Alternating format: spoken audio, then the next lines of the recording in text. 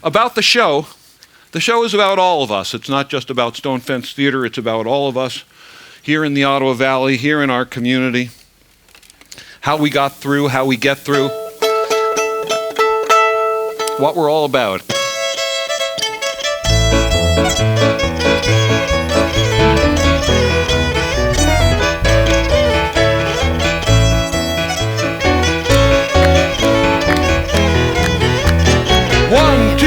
How are you now? How are you now? Well, I'm guessing you've done nothing that the law would not allow. Sure, it was a term, but we got through somehow. How are you now? How are you now? How are you now? Faith, I never seen the like of it. Was no one gallivanting, pon my soul and holy jumping, just raving and ranting. Well, now we've seen the worst of it. It's time to shake a shoe. We'll put the boot to bad times and give her a go. How are you now? How are you now? We're guessing you've done nothing that the law would not allow. Sure, it was a turn, but we got through somehow. How are you now? How are you now? How are you now? Well, yes, sirree. How are you now out there, eh?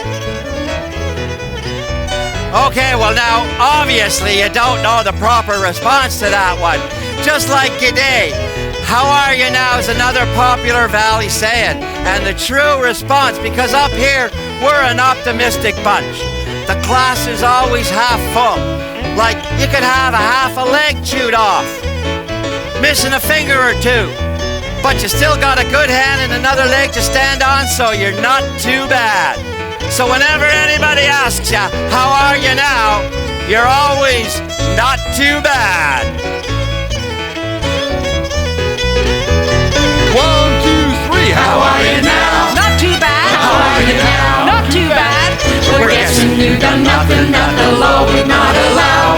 Sure, it was a turn, but we got through somehow. How are you now? How are you now? How are you now? Not too bad. How are you now? So, mind the time, back in our prime, we would visit with our neighbors up and down the line.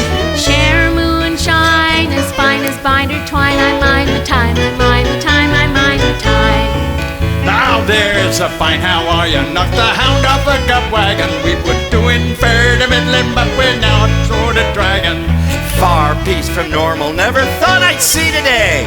Walk down the street, not a lad would say good day. How are you now? Not too bad. How are you now? Not too bad. We're getting back to normal, at least that's what they tell us anyhow. We're done with belly aching. It's all a cat's meow. How are you Now, how are you now? How are you now? Not too bad. How are you now? Not too bad. How are you now? Not too bad. We're guessing you've done nothing that the law would not allow. Sure, it was a turn, but we got through somehow. How are you now? How are you now? How are you now? Not too bad. How are you now? How are you now? How are you now? We're guessing you've done nothing that the law would not allow. Sure, it was a turn, but we got through somehow. How are you now? How are you now? How are you now? Not too bad. How are you now? How are you now? How are you now? Not too bad. How are you now? How are you now? How are you now? Not too bad. Yes, sir. Oh, dear. Well, I am very, very happy to be here in Killaloe tonight. It's my very favorite village in the world. I just love, well, pretty much everything about Killaloe. Now, this song came about because about 12 years ago, I was going down the street there in front of the bank, and I was driving actually, and my friend Joe Murray, who was the business manager of Stone Fence Theater in the early years, the late and great and wonderful Joe Murray, who we missed so much. Joe was driving down the other way on the street. I saw him, so I stopped my car, he stopped his, and we talked for a while.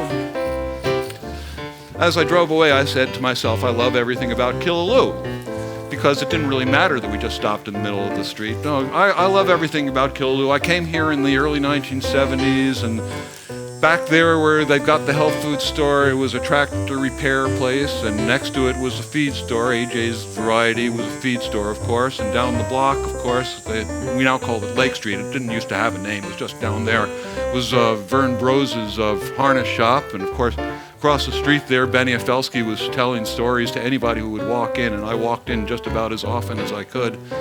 So it was a really amazing place to arrive in. I think I owe it to Frank, actually, that I arrived here. So thanks for bringing me here, Frank. So after I ran into Joe that day and we chatted for 5 or 10 minutes in front of the bank in our cars, I went home and I wrote this. I'll start on time this time. I love everything about Killaloe. I go to Benny's to buy my shoes, Danny's to buy some screws. No cash, I'll take an IOU. I love stopping at the bank, it's a social hub. Love pancake breakfast at the Friendship Club. Less about me, more about you. I love everything about Killaloe. I love everything about this place. Love the easy-going pace. No smog, no rats, no race. It's entirely to my taste. Oh, hey, I love Ish, stopping. I didn't mean to interrupt you there. I wasn't doing nothing. Oh, good. It just seemed no. you were talking to yourself there, and before you got into an argument, I thought I'd interrupt. Well, it's a bit of a habit of mine. Listen, I was just on the way up to the tavern there, and I happened to buy and see Baggy's cattle on the road again. Do Well, you know that's a where he good is? sign. That tells you that everything's normal, doesn't it? Well, for sure. And how did they look? Oh, healthy. Keeping the ditch down, aren't they, eh? Well, all this rain, I guess. So anyway, listen, I'm going to go looking for him. I'll talk to you later, eh? Love stopping wherever you're at when a friend drops by and you need to chat. Kids diving off the dam make me happy as a clam. I love everything about Killaloe. I love the nicknames that stick like glue. Hey, Ish there. Sorry to interrupt you again. Looked like you were having a good conversation, but I was talking to Two-Tone down there, and he said he hadn't seen Baggy. Maybe Stash would know where he was. Uncle Stash is right here. Maybe he'd know. Oh, do you know where Baggy is? No, it doesn't seem like he is, eh? No. Well, anyway, I'll keep looking. Talk to you later. I love the new ones without a clue. The old lads and ladies, too. I love the churches on the hill. Covered bridge where there used to be a mill. They know my brand at the liquor store, but it's hard getting out the door. No fancy restaurant, got no mall. And as for money, not much at all. But we don't judge you by what you own. Don't look like much, we call it home. I love how secrets are hard to keep. It's enough to make you weep. Folks are poor, but they dig deep. If you're hurting, they're not cheap. I love the farms, the hills, the tall, tall trees. Locals, cottagers, old hippies. New ones trying to make a start on a simple life we all live by heart. I love everything about Killaloe. I go to Benny's to buy my shoes, Danny's to buy some screws. No cash to take an IOU. I love stopping at the bank, it's a social hub. Love getting on the ice at the curling club. Less about me, more about you. I love everything about Killaloe. I do.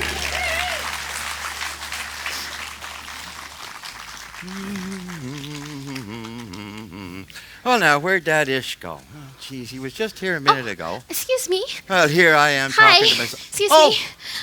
Hello. Hi. Can you help me find the hardware store? Oh, well, now you're right in the whole start of Killaloe, aren't you, there? There's one right there if you just need cleaning supplies and some bolts and nuts.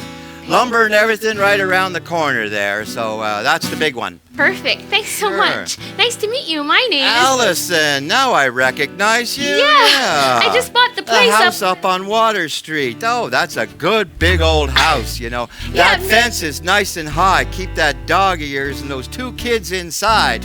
Yes, sir. Okay, how do you know all that? Oh, what do you mean? This is Killaloe. We know everything here, I tell you. Okay. Yeah, well, now, yesterday, that hardware store, you tell your hubby if he needs any lumber or anything, that's a good place to go.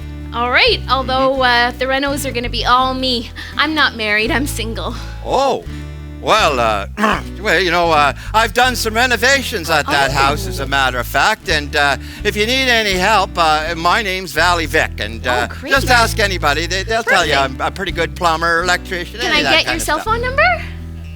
Oh, I ain't got one of them things, yo. Well, Listen, then if you how need do to get I a hold... reach you? Oh, well, you can call me at the Will No Tavern. Just leave a message there. They know how to get a hold of me. I'm in and out all the time. You can look it up on your Google box there. Great, thanks. We'll talk to you later, okay? Okay. Wow, so nice. Things really are different here than where I'm from.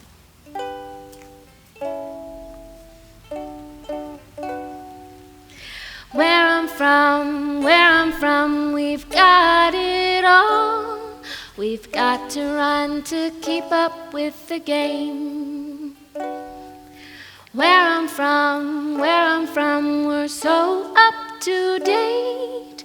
It's like yesterday just never came. We're all connected, wired full time. Just swipe your phone to order food or hook up with someone. Got 1,000 friends, but talk to no one on the street. Talking so old-fashioned that it's hardly ever done. Where I'm from, everything is digital. Everything is digital. Where I'm from, we're all plugged in. Where I'm from, more make-believe than physical. More make-believe than physical. Where I'm from, you better know your pen. Where I'm from, everything is global. Everything is global. Like customer service all the way from Mumbai. Where I'm from, I'm always on my mobile. I'm always on my mobile. Trying to cancel something I never said I'd buy. I didn't order that. Where I'm from, my marriage wasn't stable. Now he shares 2 rooms with 3 friends, and all of them snore. Where I'm from, people text each other at the table. Sometimes conversation is a chore. Where I'm from, we've got it all. We've got to run to keep up with the game. Where I'm from, we're so up to date. It's like yesterday just never came. It's like yesterday just never came. It's like yesterday just never came.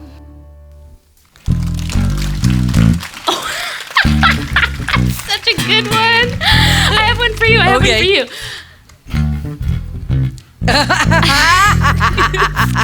Oh, that's funny. Oh, I like that. Hang on. Here's another one.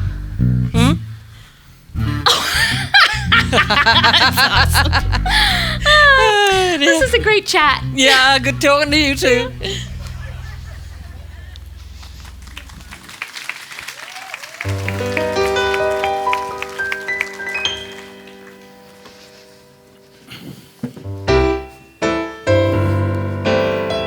Time for the first strip show of the night.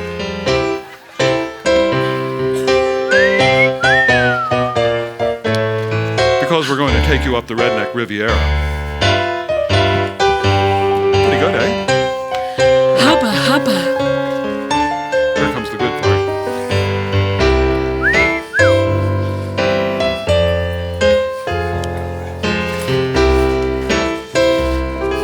What are you doing, man? Right up, jeez.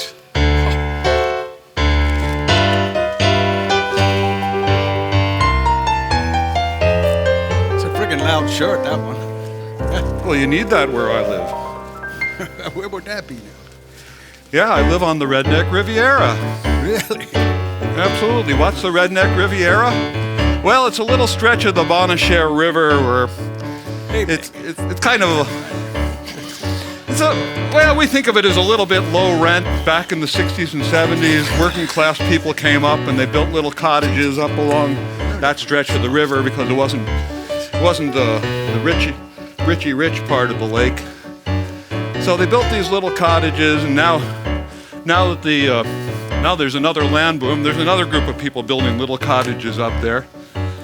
But my good buddy Barry Goldie built his house up there, and he encouraged me to move up there, and he built my house up there. And Barry built this stage. We lost Barry back in March. I'm sad to say the show is dedicated to him. Anyhow, he built this stage, he built my house, and most importantly, I was one of the many people that Barry invited into the cultural community. Back in the 1970s, he organized a little theater company called the Upper Madawaska Theater Group, and he invited me into it. He said, well, why don't you write a play? So I wrote a play. It turned into a musical. Me and Dennis Poff wrote it, and it turned into a musical, and that was, the rest is history. So Barry had a wonderful sense of humor. He was a fun guy, and he loved the little guy. Yeah. So that's why I get to sing this song. We're drinking beer all day, we're sitting in the shade, living life without a care. And those Muskoka Joes with their turned up nose call us the Redneck Riviera. Oh, it's the Redneck Riviera. That's where I wanna be. On the riverbank in the summertime, it's like paradise to me. We got the bugs in spring, it's not the bites and sting. It ain't the West Nile or malaria. But when them dead black flies are getting in your eyes, you're on the West Riviera. Oh, when the time is right in the early ride, I like to fish that Pony Shara. And in my 9.5, I like to chip and jive along the Redneck Riviera. Oh, it's the Redneck Riviera. That's where I wanna be. On the riverbank in the summertime, it's like paradise to me. Yeah, I know I lived out on this trailer park for 15 years. Made a little money making homemade beers. Had a little garden with a good cash crop. So I bought a piece of paradise and here I stop. Oh, where's that darn fool going today? Don't want to go running in the swamps, man. My neighbor loves his quad, an Ultranian god. He loves to scratch and burl the terra. And all the frogs and snakes are hiding in the lake along the Redneck Riviera. When it's tournament time, the boats go flying by. I wish I had that Boston whaler. We catch bass and pike and then we rock all night on the Redneck Riviera. Oh, it's the Redneck Riviera. That's where I wanna be. On the riverbank in the summertime, it's like paradise to me. You know, I lived out on this trailer park for 15 years. Made a little money making homemade beers. Had a little garden with a good cash crop. Bought a piece of paradise, and here I stop. Hey, Taddy, did you see that boat go by the other day? Oh, man. You talking about that Boston whaler? Oh, you bet. Wow. Was she ever equipped, eh? Man, she sure was loaded. And the boat wasn't bad either. We like a rum and coke. We like a little joke. We like a blip and primavera. And all those ritzy flakes come up from Golden Lake to cruise the Redneck Riviera. Oh, it's the Redneck Riviera. That's where I wanna be. On the riverbank in the summertime, it's like paradise to me. On the riverbank. Oh, just look at that. In the summertime. It's hot. She's like Paradise to me. cheers. Now, if they only only wouldn't come around with that darn party boat at 11 o'clock at night. Jeepers, holy cow, you should have heard that thing last night. It's terrible, isn't it? Oh, but talk about terrible through the pandemic. My friend Taddy. Oh, poor fella. Well, you know, it was one of those pandemic relationships. Oh, hi, Patty. How you doing? Well, the sign of it, you know, not too bad. That's good. That's good. I mean, always look on the bright side of life, you know? You don't have a wife now. That's a good thing, right? Look at it that way. One less mouth to feed, maybe. But, you know, I like your optimistic attitude there about everything, you know. But you know, I gotta ask you, with everybody wearing these masks and stuff, how do you go finding, you know, companionship and stuff? Well, you know, kind of happened to me. Oh, yeah? Well, how about you tell us about it, eh? I will, because, you know, there wasn't an inkling about the missus, you know, and I wakes up in the morning like I always does, and I'd swing my arm around over, and there she was, gone. That's terrible. So I'll tell you what happened after a few months of moping around, eh? Well, I was sitting at the Wilno on a Tuesday night, feeling kind of lonesome since we split. I was perching at the bar, drinking whiskey from a jar, and then she coming next to me to sit. Well, our eyes, they didn't meet. I was kind of keeping to myself. Didn't feel like blathering with the crew. Then she kicked my frickin' chin, and to talk we did begin. I found in her a presence that I knew. Cause she looked like my sister, she smoked like my pa, drank like my brother-in-law. She told an off-color story like my crazy Uncle Rory. I found in her a presence I never felt before. So then we started dating, got a 5-star rating. The chemistry was there for all to see. Now we goes out every night cause it feels just right. She's oh so familiar to me. Cause she looks like his sister, beauty, smokes like his pop, pack a day, drinks like his brother-in-law, 2-4, tells an off-color story like his crazy Uncle Rory. I found in her a presence I never felt before, cause it feels so good to be with such a familiarity, comfortable, free, with such relativity.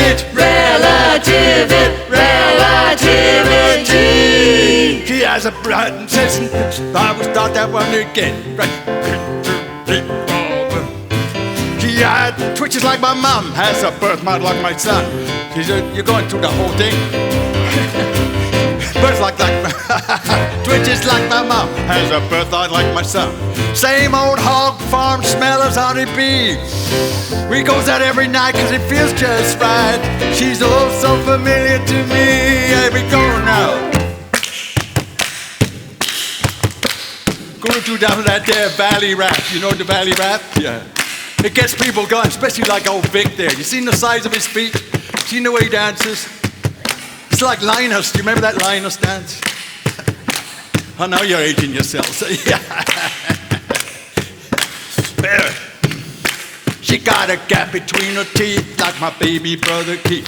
Her legs are kind of Andy like my brother Andy. She goes, she wears camo unders that she washes every Sunday. And just like Grandma did, she don't put them back till Monday. Goes out every night, does it feel just right? It feels so familiar. Oh, so familiar. She's oh so familiar. It's oh so familiar. Oh, so familiar to me. I love you, darling. Love that Wilno Tavern too.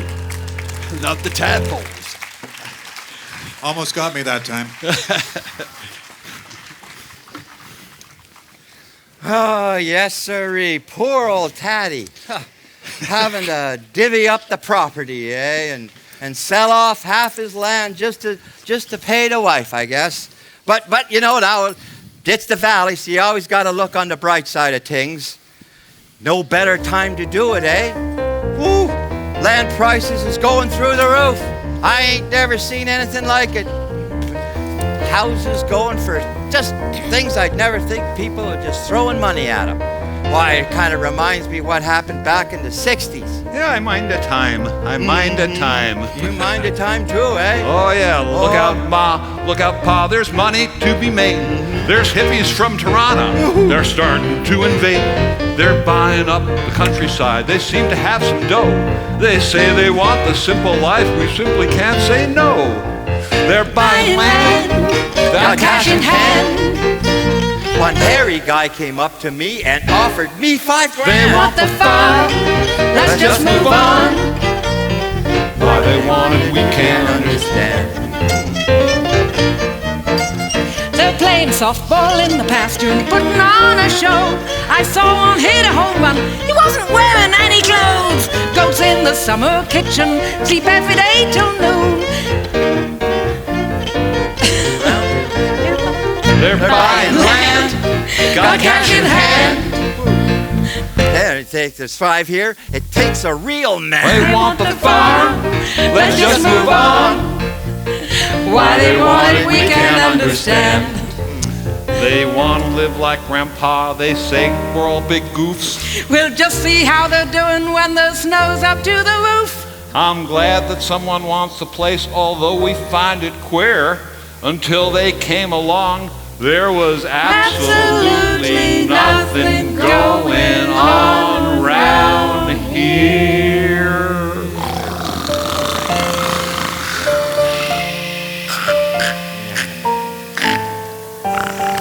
Another one.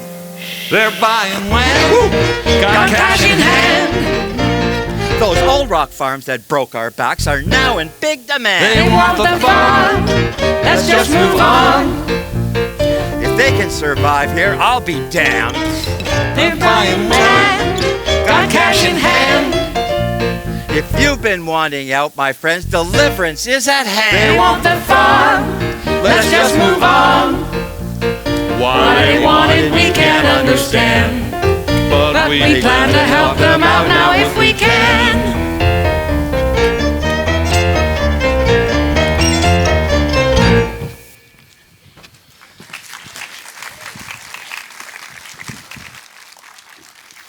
Oh, I tell you, yes, sirree. It wasn't just the hippies, though, that came up and bought all that cheap land. No, sirree, it was all those city folks, too, that, had jobs. We used to call them hobby farmers. Yeah, They had a 9-to-5 job and come home on the weekends and cut the grass around the house. Meanwhile, they just let out all the acreage. Oh, I tell you, sometimes, it'd be kind of annoying. They're making all the, oh, hey, Taddy, I was just talking about you there. Yeah. After all these years of vetting, how you doing now in the farming business? Not too bad. That's what I figured, I mean, geez, if you would just work on fixing out farming. When you first came up here, you said, that's it, I'm getting out of vetting business. That was what? How many years ago was that? Oh, 43. Yeah, I bet you. 43 years. 43 You'll years. never leave vetting. Oh, I tell you. Well, I don't know. I'm thinking about it. Well, what's so Serious. good about it? You tell me about it. Well, nothing actually. That's what I figured. You've been always complaining. Got more broken ribs than your average butcher's shop. I've been stepped on, kicked and butted, you can bet.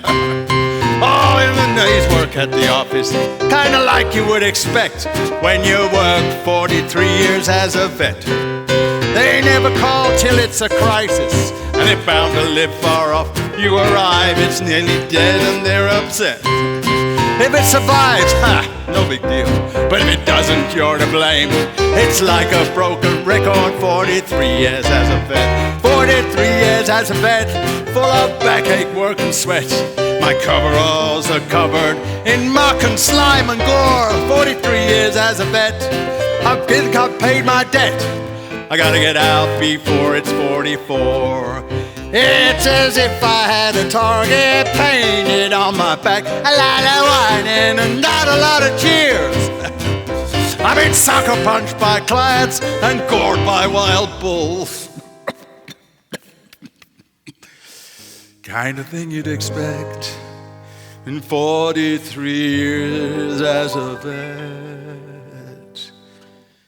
You see this missing fingertip, it's like a souvenir, and this scar down my left arm reminds me yet of all those perks and privileges I got for what I've done in 1,000 monkey bars for 43 years as a vet. But it's a job and it's a living, but it's no way to get rich. And with farming going down, it's getting worse, without a doubt. But it's an occupation that helps to feed the nation, and I give you farmers something to complain about. Now the party's nearly over, it's time for me to put up my feet. Leave it to the young with no regrets. Give them the midnight shifts, pulling calves out of cows. Gee.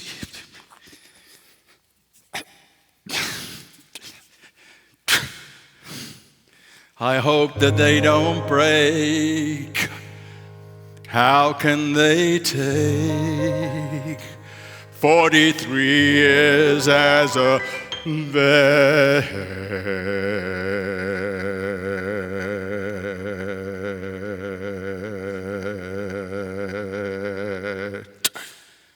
Wait for it.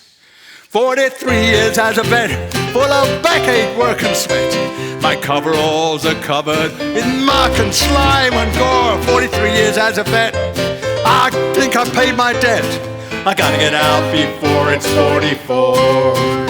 You know I gotta get out before it's 44. I'm gonna get out before it's 44. 44, 44, 44.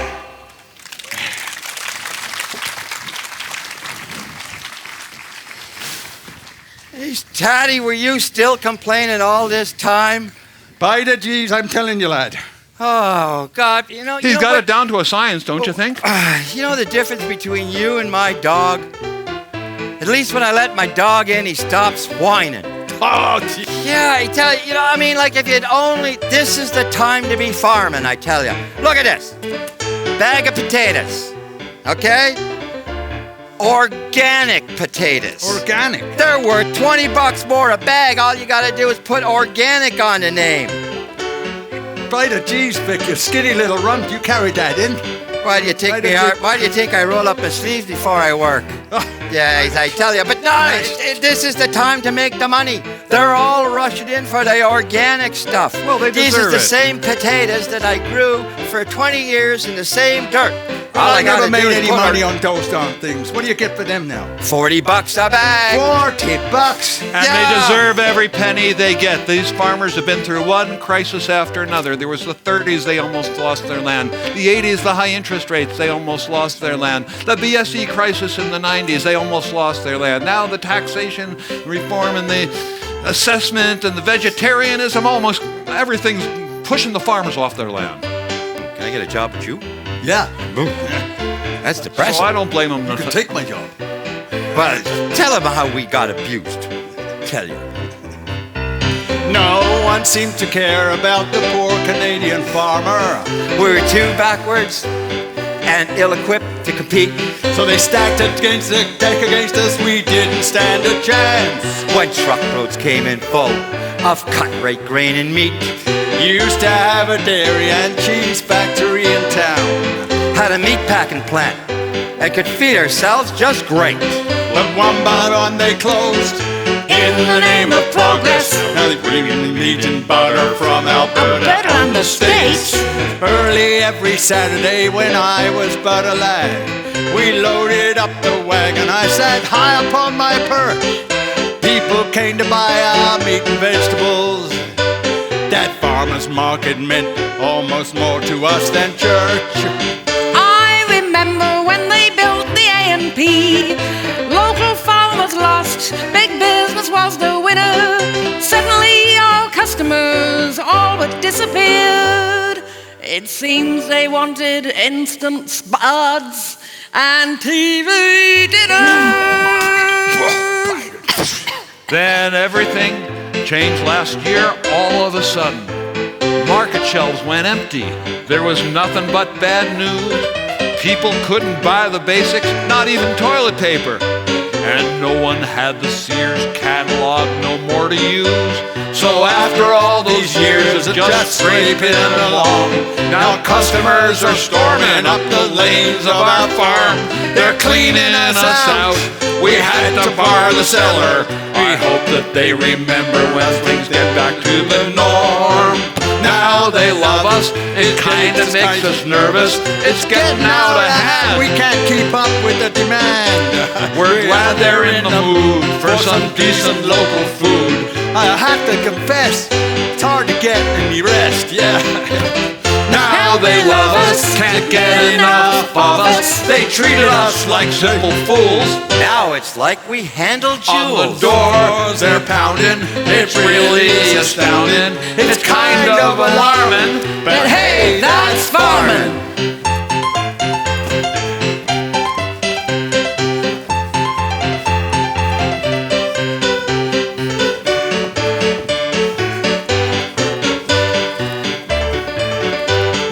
Hey, that's farming.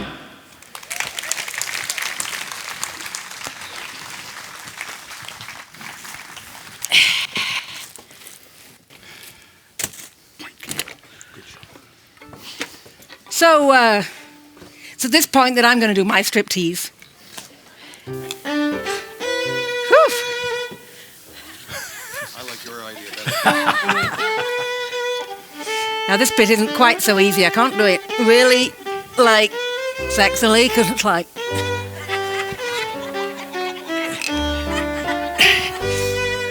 Even though I do that a lot, working on a farm as I do, but, you know, getting the boots off is easy. Oh.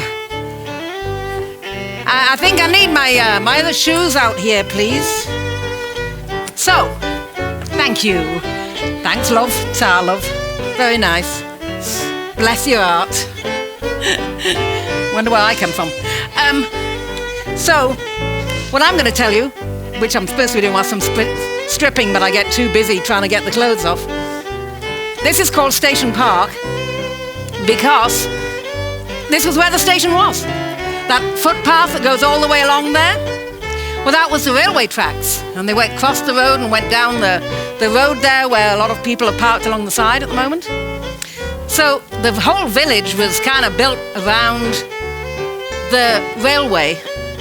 And the building over there that you can see kind of across the road, which has lots of windows, most people remember it as being Quinn's Tavern. It's apartment buildings now, but way before it was Quinn's Tavern, it was Billings Hotel, one of the Billings hotels. So they also had one in Barry's Bay, what's known now as the Balmoral. And they also had a stopping place in Bark Lake. Now, there was another stopping place on Hopefield, but the Hopefield one was run by the Daly family. But here we go. Mr. Billings' wife was a Daly. So it was all in the family. Now, we do have a little history, like hands-on history right now, with both of those families. Because Mark Wormke, the chairman of our board of directors, he's often here helping out with clearing up and setting up and all of those things. He is the son of Gwen Wormke, who was a Billings and worked in the hotels. And then we've also got Irene Daly. She is obviously connected to the Daly family.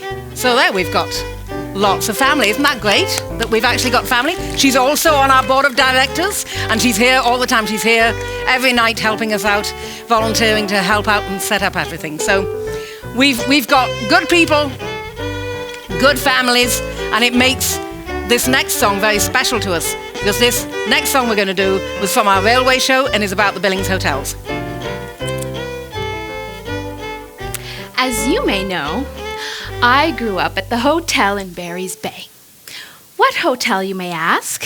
Well, now they call it the Balmoral, but back then it was the Billingses. I was one of the notorious Billingses. Well, maybe not us girls as much as the boys. My brothers had a reputation for mischief and mayhem, and yet they had perfect table manners. And me? Well, I guess I was a little bit stubborn, which is what's seen me through a lot of stuff. Gwen? Gwen, have you seen those useless brothers of yours? I don't know, and I don't want to. Well, I'd love to know where they got off to this time. I tell you, they have a knack for getting out of work. Well, you know them. Oh, I sure do. I tell you, I wish I had a little bit more money and I could afford to hire some good help. Well, maybe you could if you didn't give away so many free beers to your friends or free meals to unfortunate families at the holidays and such. No, I'll tell you once and I'll tell you again, this is the Billings Hotel, and we have a reputation to maintain here. I'll tell you, and this is the way. You may talk of the Royal York or Chateau Laurier, but you've never seen the likes of the hotel in Barry's Bay. If you need a clean room or you've got some wares to sell, I would recommend a visit to the Billings' Hotel. It has good food, prune stewed, hosts who never treat you rude, a place for weary travelers to sit and rest a spell. Cool beer in frosty glasses, brought to you by comely lasses. We welcome every train that passes Billings' Hotel.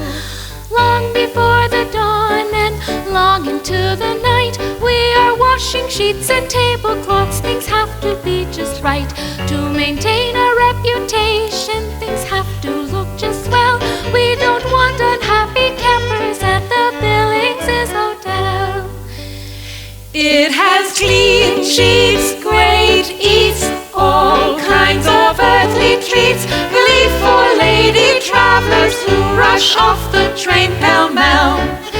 A place to stay or get away in the heart of Barry's Bay, with meals to make you shout, Hooray! The Billings' Hotel.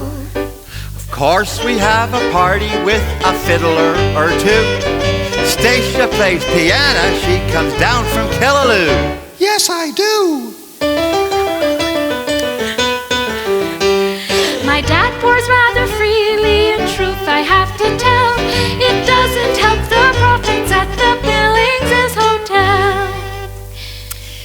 It has silver spoons, bitters, juice, travelers' wear set out in rooms, and all the passing loggers make a lively clientele. Lively girls and guys, mind the young lads stealing pies. You never knew what might surprise at Billings' Hotel. Josh Billings was a sterling host no man could put to shame. He kept order, fed the poor, helped ladies on the train. He raised a crew of kids who took delight in raising hell, and he's a kind of legend at the Billings' Hotel. It has good food, prune stewed, hosts who never treat you rude, a place for weary travelers to sit and rest a spell. Cool beer in frosty glasses, brought to you by comely lasses. We welcome every train that passes Billings' Hotel. We welcome every train that passes Billings' Hotel.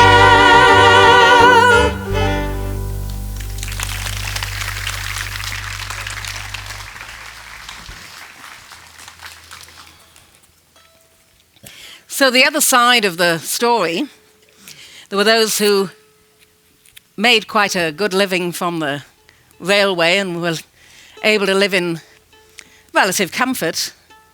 And then there were the workers. And a lot of the railway people, this will sound familiar to a lot of people these days, there weren't any full-time jobs. So people had to rely on being called in, like a lot of casuals do these days. So they had to live, because people didn't have phones in general, and they would get calls to work. So people used to have to live in or near the railway buildings in little houses that the railway had set up on the wrong side of the tracks, so they weren't your good people in the village. apparently. So they would be waiting for calls to go to work. Now, if you missed a call, or if you refused a call, then you'd go down a notch on the call list. If you missed too many, they'd stop calling you altogether, and you'd not have any work. Therefore, you'd not have any income. There was no sick pay, there was no leave pay, there was no in-between pay. You just didn't earn any money. So if you had a wife and family at home, you had to take every call you could get because you didn't know when you were going to get the next one. Now, those women who were left at home, they were known as grass widows. And there's a lot of people during this pandemic have found themselves in this situation. I'm not sure how many in this region. We've been very lucky. But in a lot of the cities, there have been people with partners and significant others who have worked on the front line of whatever kind of front line that is and are afraid of taking that infection back home. So the people left at home holding the fort are grass widows and grass widowers. So this song was also from our show that we did about the railroad in this area, and it's called The Grass Widow. Marry a railroad man, they say. You're a grass widow to the railway. Might be days before he comes back. Get used to living on the side track. Now he's gonna run when he gets the call, so fill his lunch pail and pack his kit. If he's late, no work at all. Gotta do what you need to get him git. He might have just had 2 hours sleep, so tired and dazed he can hardly stand. He was back home, he was gone all week. Pour a lot of hot tea to help him take a man. Marry a railroad man, they say. You're a grass widow to the railway. Might be days before he comes back. Get used to living on the side track. Now kids grow tough when dad's away, looked down at by all the town snobs. It's a long stretch before payday. Trying to keep him out of trouble was a full-time job.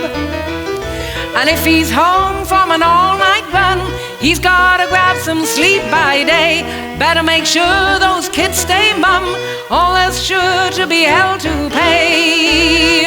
And when he's gone, somewhere far from home, down in Gananoque Way, or up in Moosonee, rolling down the road, shoveling on the coal, with a load to haul, you can hear me call.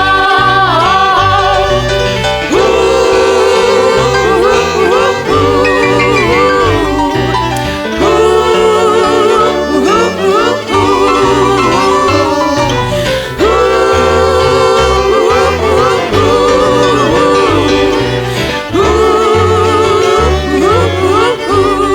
ooh, ooh, marry a railroad man, they say. You're a grass widow to the railway. Might be days before he comes back. Get used to living on the side track. Then on a Saturday afternoon, the kids had better go to a movie show. We got some catching up to do. If they know what's good for them, they'll lie low. But when he's gone, somewhere far from home, down in Cataraqui, or up in Whitney, rolling down the road, shoveling on the coal, with a load to haul, you can hear me call. Ooh, ooh, ooh,